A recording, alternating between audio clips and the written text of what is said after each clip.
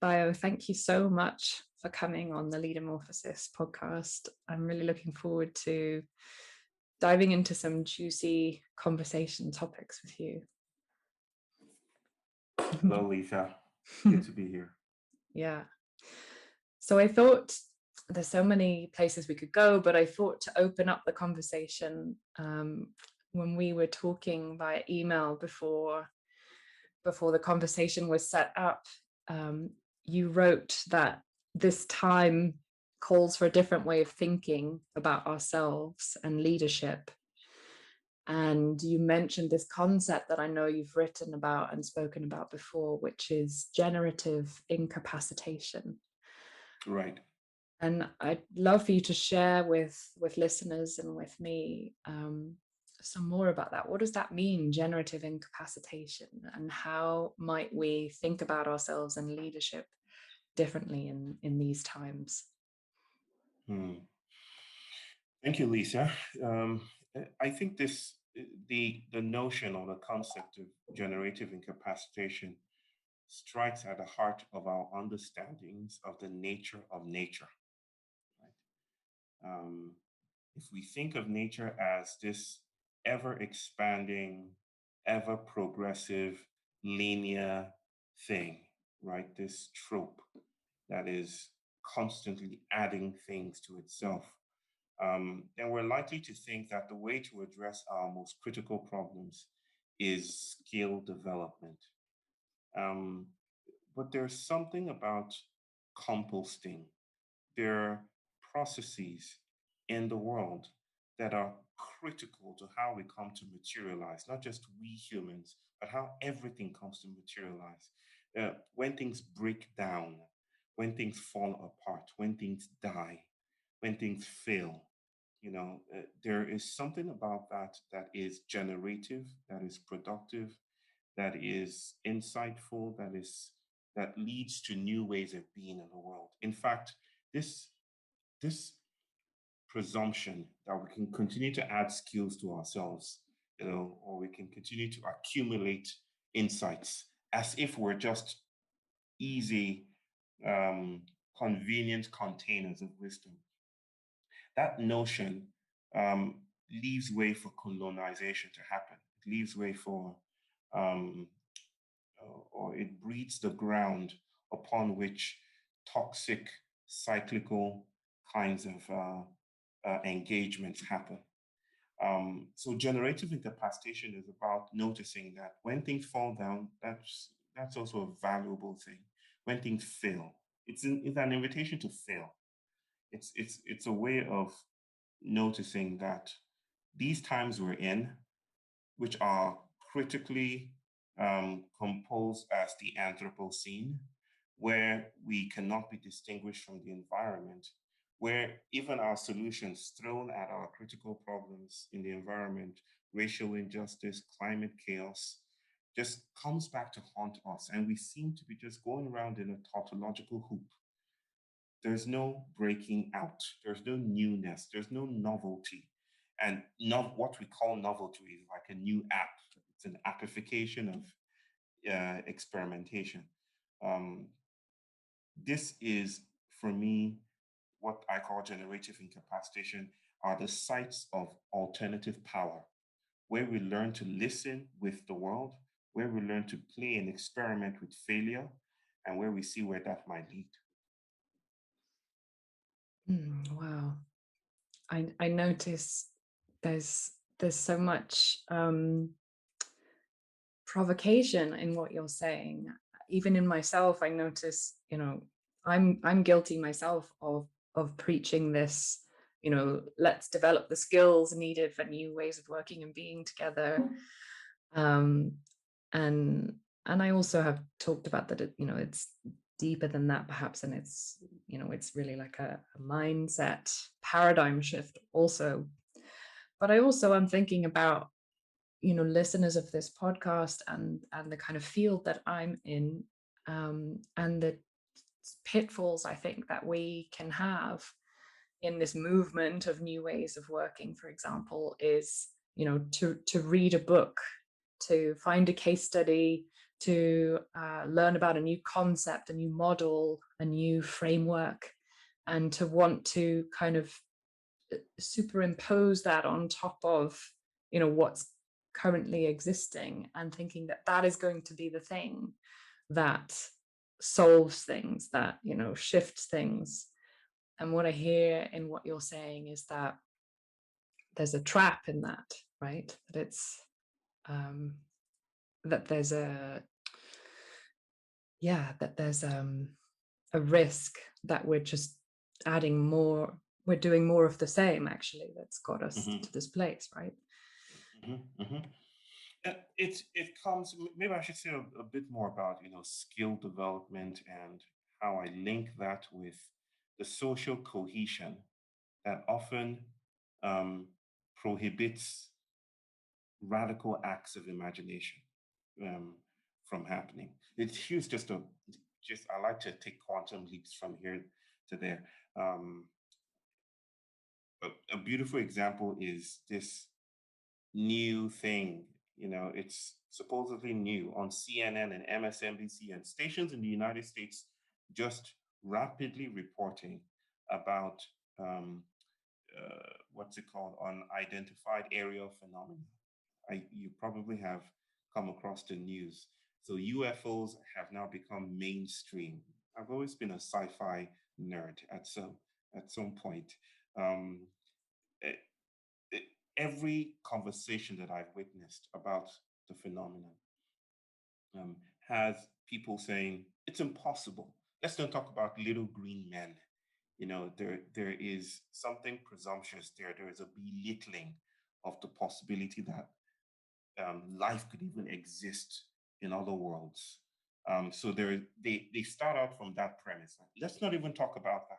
This is probably Russia or China or some Tony Stark kind of guy sitting somewhere. This is not about that, what you think about. And I'm thinking about how the need to belong, the need um, to be rendered intelligible to social connections often keeps us from tasting the impossible, often keeps us from thinking differently about the world. I'm thinking about all those pilots, the elite trained people, and military men and women who fly and witness these events, but they don't talk about it. Now they're on CNN talking about it, but they never talk about it. Why? Because I don't want to be rendered crazy. I don't want to be seen as weird, and I need to keep up appearances.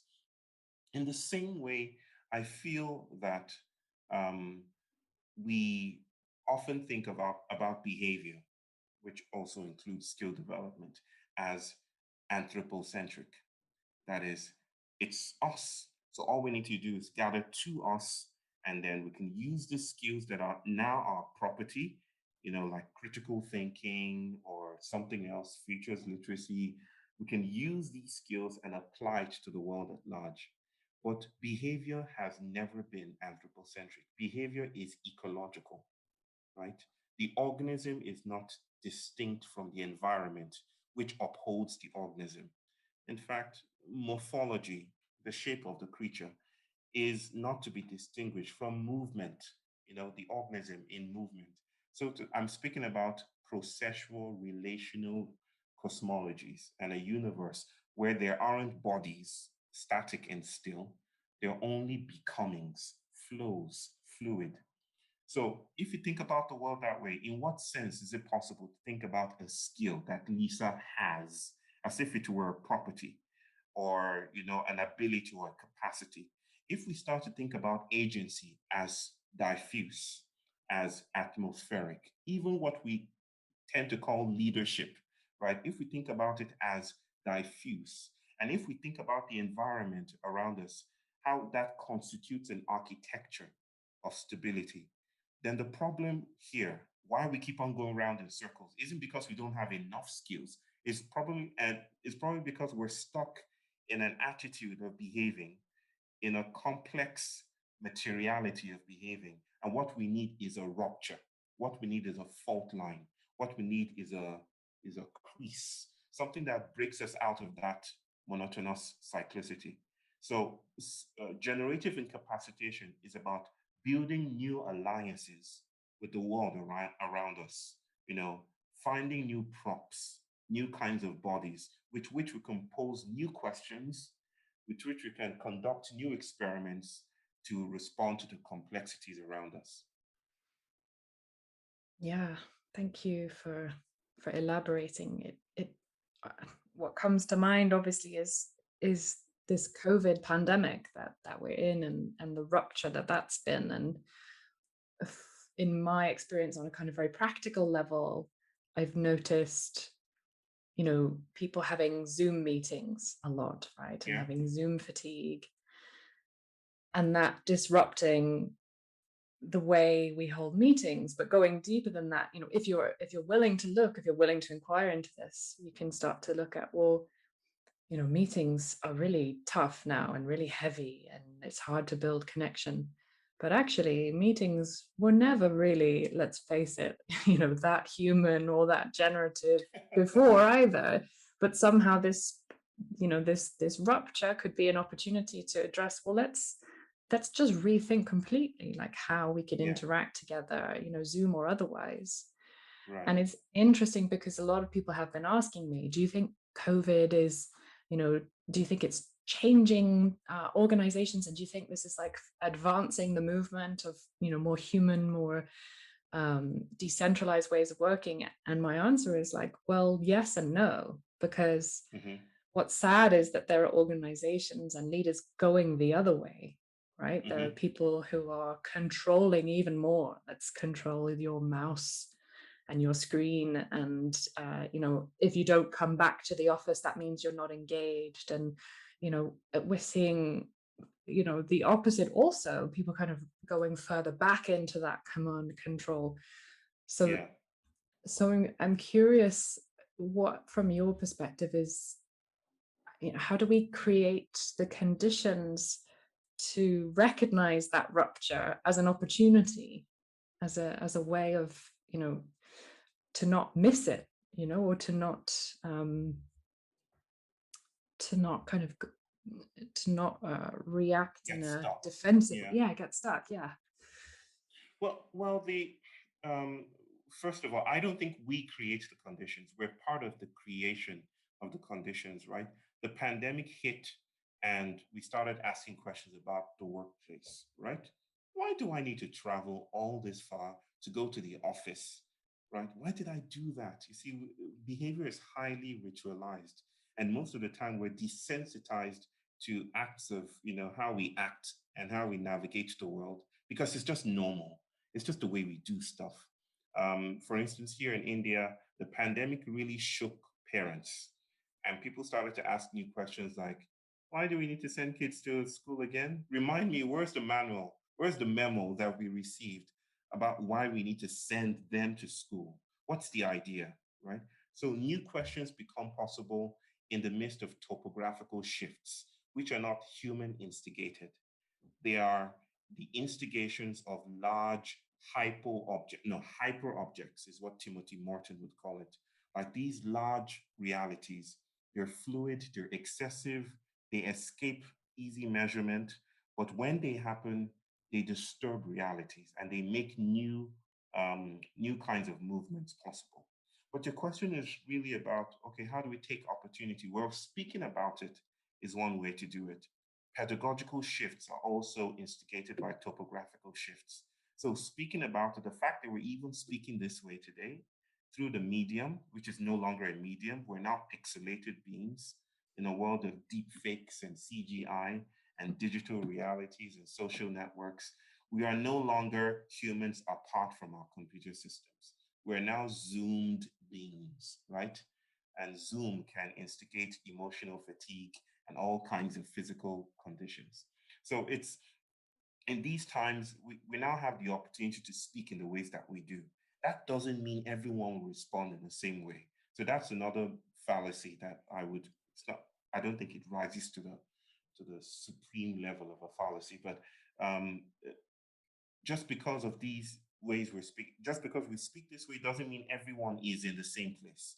There are axiomatic imperatives where people are, how people are receiving these events, and how people are alchemizing, their own realities. That means just because we have information, everyone will be in the same place.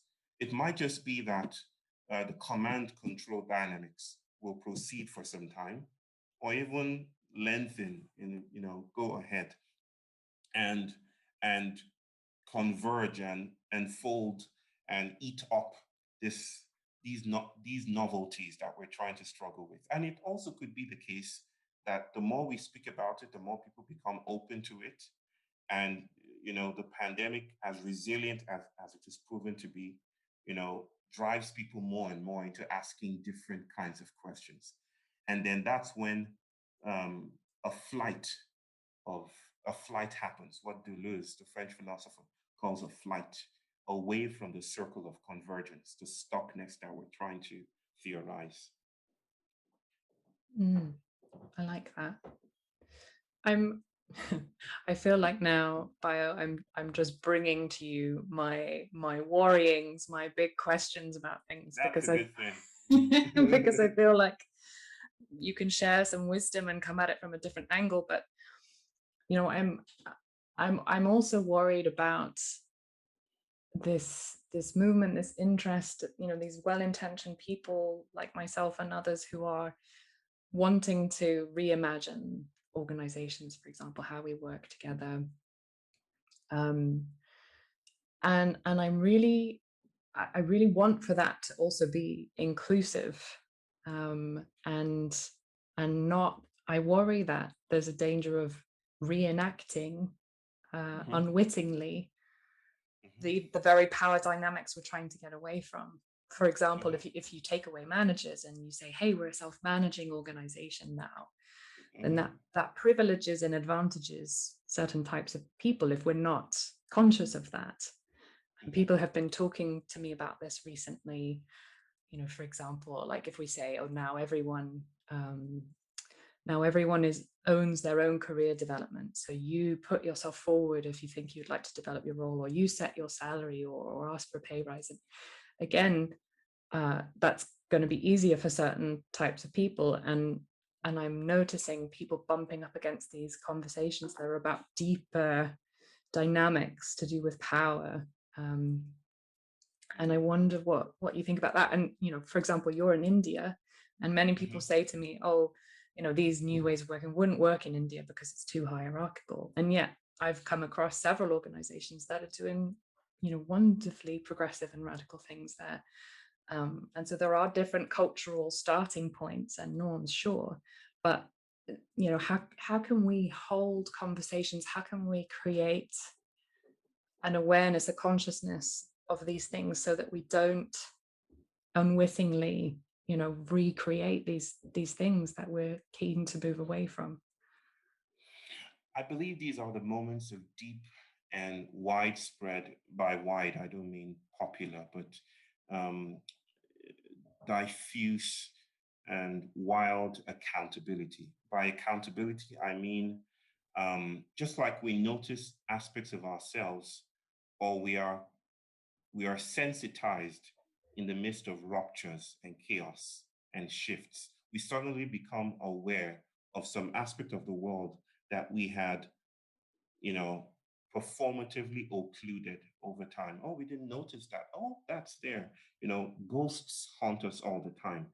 But sanity, so to speak, modern sanity is premised on shielding out some ghosts and keeping some ghosts right in the center. Um, I think we are being invited to touch these wider bodies, that our bodies are so wide and diffuse that we want to touch aspects of it. We want to touch how we're grieving. We want to touch, for instance, how we are already implicated in suffering in the Gambia, how we are already post-nationalist in terms, even though we might avow to be something or the other. I'm Canadian, I'm American, I'm German, how we are already implicated in the suffering in India, right? That whether we like it or not, a virus connects us all now, regardless of our flags or our anthems. So it's in this sense we're being invited to touch our large bodies, is what I would like to call it, our large, wide, diffuse, volatile bodies. Um, and to account for that is to do the work of noticing how, of course, we're entangled with the world around us, but also how we exclude aspects of the world around us, how we stop it from, mattering. But your question here is, remind me of your question again. I've traded off into Yeah, the it's heart of the question. yeah, how to have conversations about these Yeah, topics, because you're right, it is kind of putting in the room things that perhaps we haven't noticed before. Like, to give you an yeah, example, someone shared with me the other day that um, some people of color in their organization were sharing that this concept of wholeness, bringing your whole self to work, which is a big part of this movement, that that's very risky and scary for you if bringing your whole self out of your house doesn't feel safe, yeah, let alone to yeah, work. And so there's some assumptions baked into, it's no coincidence that many of the books, management books and books about these things being written about are white men, for example, from Europe and North yeah, America. And I'm yeah, just very conscious of assuming that there is inclusion, or assuming that there is yeah. equity by default when there isn't, and how to navigate that once we start opening up these conversations, because it's a complete other realm of ways of relating to each other and being in dialogue with each other. Yeah. It's what your question inspires me to name is something that I've been thinking about for some time. I call it, and this is just in my secret journal, I call it the fallacy of the whole archive, or the you can call it the fallacy of ethical totality. It's this idea that we can, now that we're sensitized to things, we can get everything, we can include everyone, we can get all our stuff together. And I don't think that's the way the world works.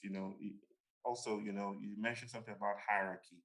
Yes, we can be sensitized to the ways power inequities, produces certain kinds of organizational behavior, produces certain kinds of values, irrespective of what we've placed on the wall in our office spaces.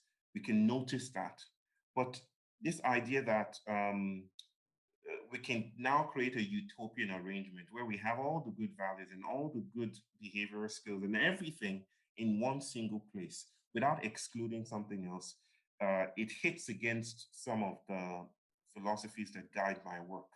I speak about complementarity, how in a relational arrangement or universe, to focus on something is to leave out something else. The way they would put it here in India is name the color, blind the eye. The very act of attending to something occludes other things from happening. Just like when you zoom in with a camera, you lose a panoramic view. And when you gain a panoramic view, you lose details, you lose high definition. In a sense, the world works that way too. If we focus on hierarchy, then we will create some advantages and some disadvantages. There are always risks in whatever experimental situation we adopt. And if we go the way of self managing stuff, let us not expect that there won't be shadows attending that as well, that there will be problems and critiques attending that as well. And you want to move away from pathologizing, or thinking about hierarchy in categorical terms. It's hierarchy, it should be dismantled, or it's patriarchy, let's get rid of it. But I know of patriarchal societies, even in Africa, where people depend on such systems to understand the world and to navigate the world. So the issue here is not how do we fix everything, bring everything to a whole archive. It's what can we try today? What kind of coalition can we try today? What kind of software can we ally with today?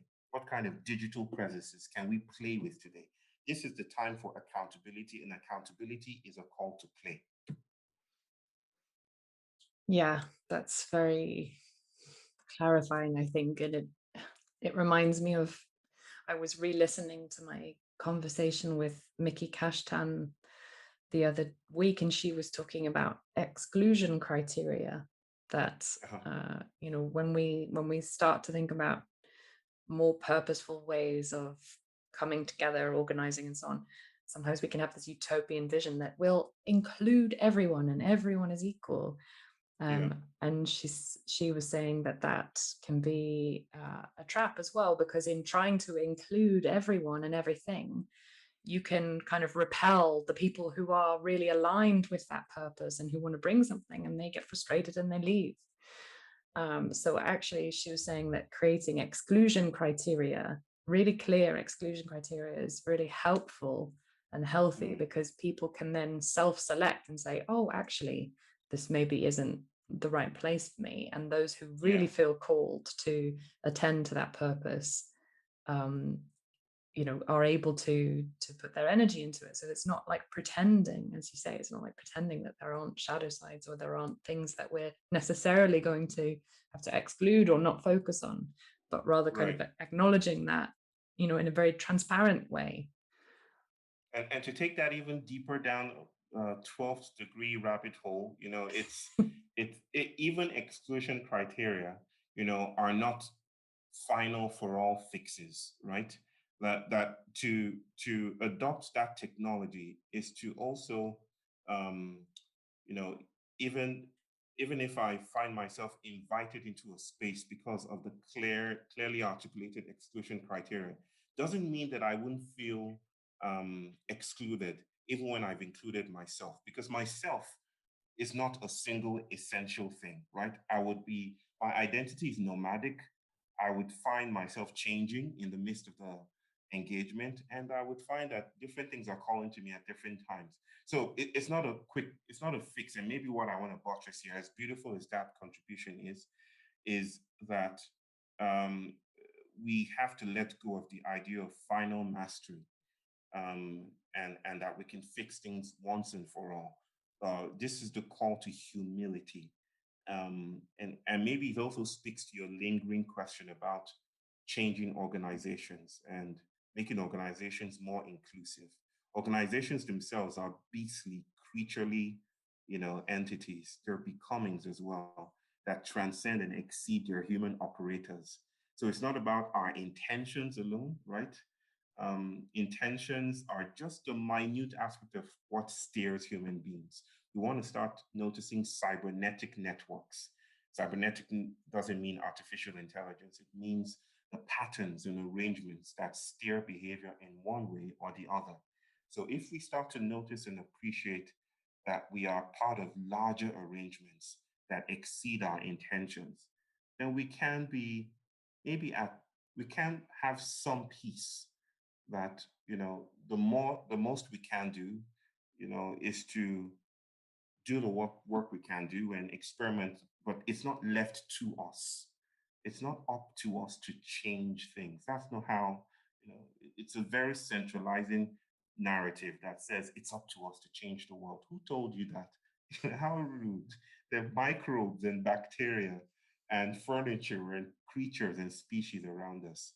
So yeah, that's how I respond to that. Mm, yeah, I was confronted with that lesson by Margaret Wheatley, who really shook this idea for me of like wanting to change the world, um, and and and instead, thinking about the in a more local context, right? Like, what's the work I can do with these people right now in this moment, and doing that with a deeper faith. Um, and that was sort of a loss for me in some ways, to let that go, and in other ways very liberating to realize, okay, I don't have to change the world, but I can do this now here, knowing Mhm. that, as you say, like with humility, like it's not on me. I can Yeah. contribute, but I have a lot of compassion for people listening to this podcast, for example, who are maybe leaders or CEOs or founders in their organization, who have a passion to want to do good and with the people in their organization, to make it more human, more fulfilling, more purposeful, and can sometimes perhaps be impatient, or feeling like it's them that needs to make it happen. Mhm, And I think there's something freeing in what you say, this mhm. letting go of mastery as an outcome, and letting go of, that you need to be the one that makes this happen, that changes the world, and instead sort of surrendering in a way. I speak from a position of, or the perspective of someone who has lived in a part of the world that has over time subsidized the righteousness of the global north, right? The um, the sense of agency and liberality and freedom and individuality. That's not essential to citizens of the global north, right? It is bought and paid for by by the suffering in the global south, right? This idea that we can change the world, we can do things differently, is is is a beautiful gift, right? I'm not pathologizing that, but I'm saying it does not spring up into the world um, without tensions. It doesn't come out without a sense of indebtedness, right? Even the air we breathe, right, is we're indebted to the sand in the Sahara Desert, blowing across the Atlantic and enriching the Amazon forest. Think of that migration process that makes us breathe. In the same way, the way we think, the designs we make, the desires we have are materially enabled and supported by a vast array of bodies, human and otherwise. Um, so I'm not even saying don't think I can change the world. Uh, my problem is not with you saying I will change the world or putting a note on your bed that I will change the world tomorrow or something. Um, because I think words are doing other things than just communicating meaning. Words are also stowaways, they're fugitive. So it's not the meaning of that, the intrinsic meaning of that, that I'm worried about, because there's no intrinsic meaning. I'm just worried about forgetting and downplaying the conditions that make such thinking possible. And this brings us back to everything we've been talking about. We want to touch the conditions as we're enabled, touch the conditions of that are opening up around us as a result of the shifts in the world. We're not going to arrive and be finally woke. We're not going to be all inclusive in a final way. No. But if you have passions to do certain things and do other things, and you and there's sites of failure, there's sites of tensions, there's sites of disappointment. I'm inviting you to think of those sites as resources, not obstacles, right? They're resources that you might want to stay with because they might want to teach you something. They're messages in those places of failure, right?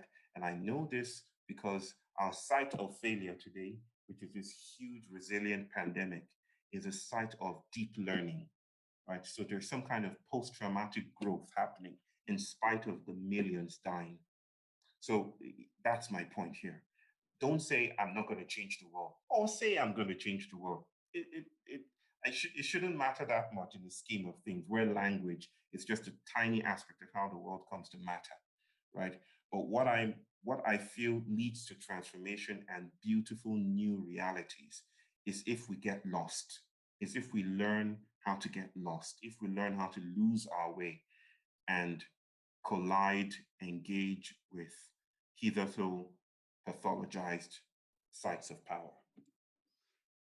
Yes, I heard you say this phrase in the podcast, and it really resonated with me, that about learning how to get lost well, I think you said. Yeah, yeah, yeah. How do we do that? And I'm not saying you have some magic answer, but what are some things you're learning? What can you share for people like me who are thinking, oh, how can I start that journey of learning how to get lost well? since I like to play with mythology and archetypes and story and poetry, permit me to respond this way. That I feel if we were to be given, let me just invent, let me just invent some sci-fi technology right here and now, and call it the alethiometer. And the alethiometer is some kind of crazy binoculars that if you look through it, you would see the world as it really is. This does not accord in any way with how I see the world, but just for our conversation. You look through its binoculars, you could see the world as it really is, right? I think if we had that and we pointed it at a human being, instead of the normal anthropomorphized, anthropomorphic forms that we're used to, we would see chimeric bodies. We would see 8 arms or 20 heads or something as crazy and as chaotic as and look something like the fabled god in Lovecraftian folklore, Lovecraftian stories, Cthulhu. We would see something beastly, is what I'm trying to say. Uh, why? I feel our bodies are not as stable as we think they are. And modernity is the paradigm of being found, right? It's the paradigm of being contained.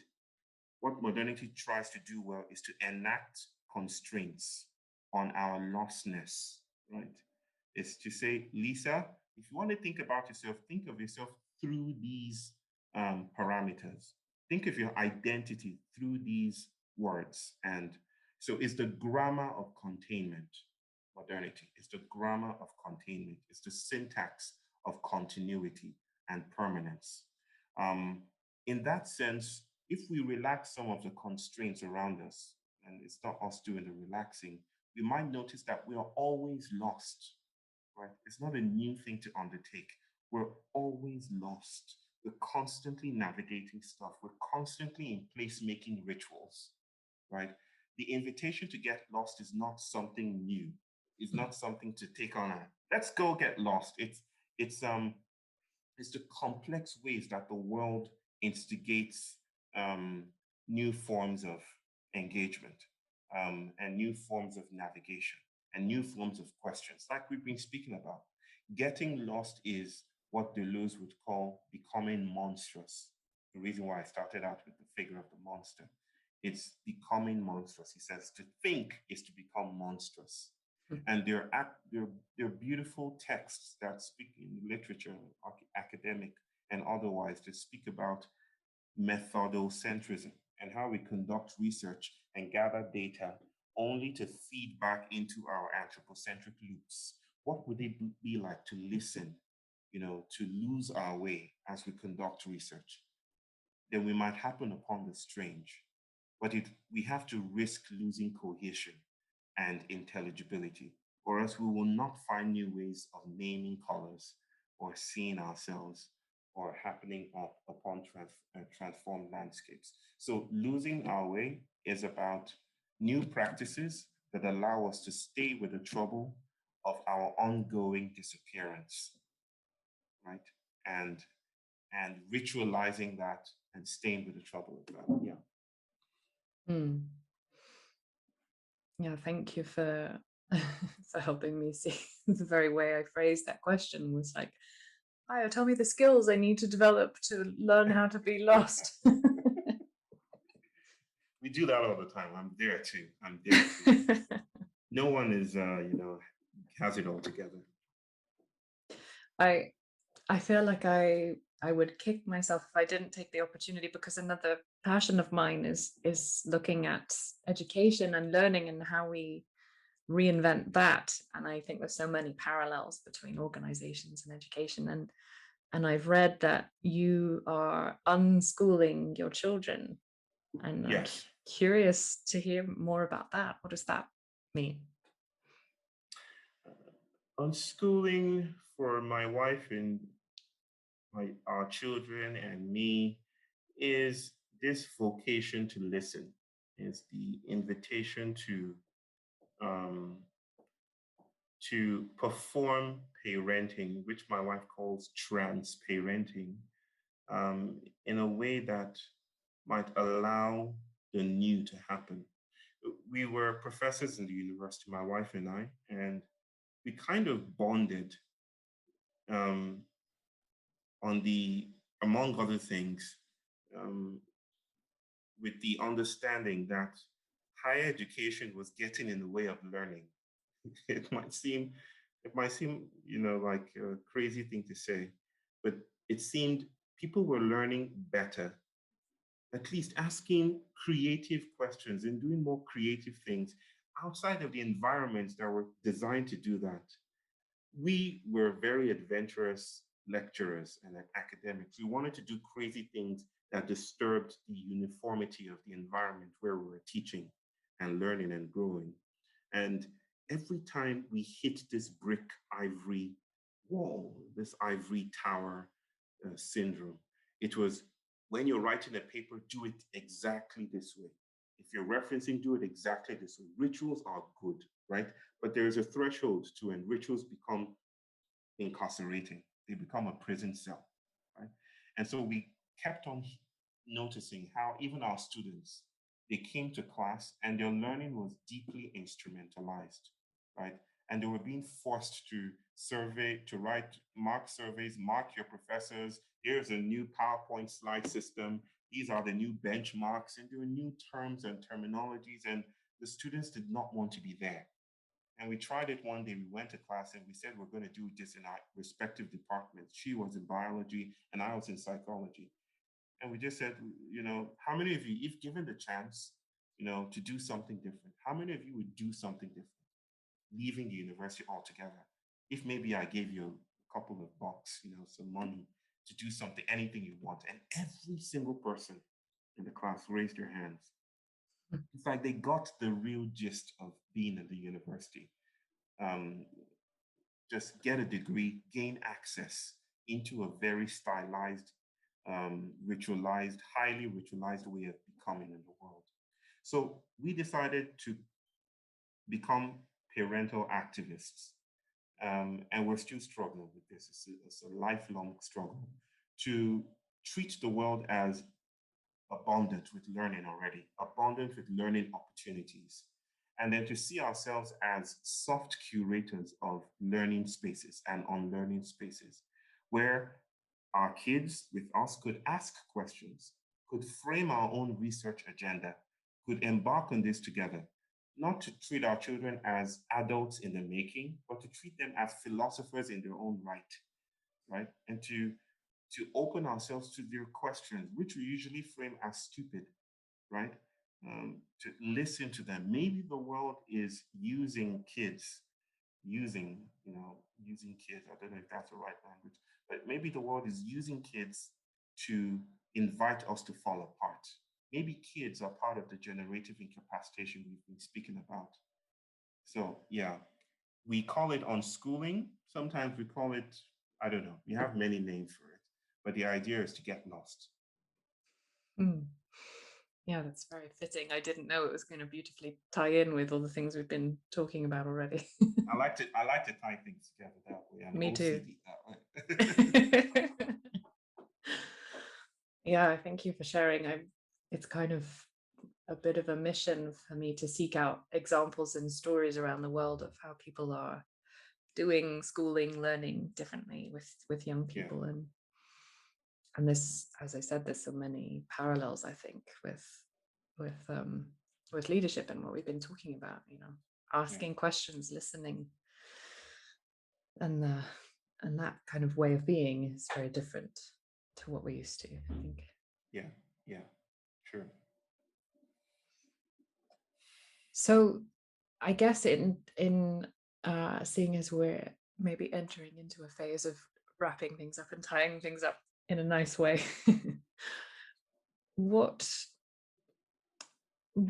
wisdom or what provocations could you share with listeners of this podcast who are on their own journeys in terms of themselves as leaders, as as colleagues, as parents, as human beings? I don't know, I'm making this too big now, but what would you like to share with people listening that you think might contribute to them?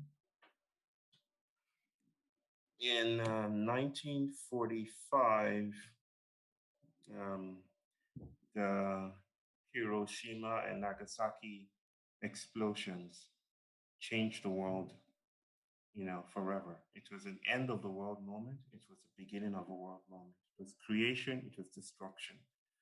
Not just in the felt and real eradication of, bodies in those cities, but it was an intergenerational bomb.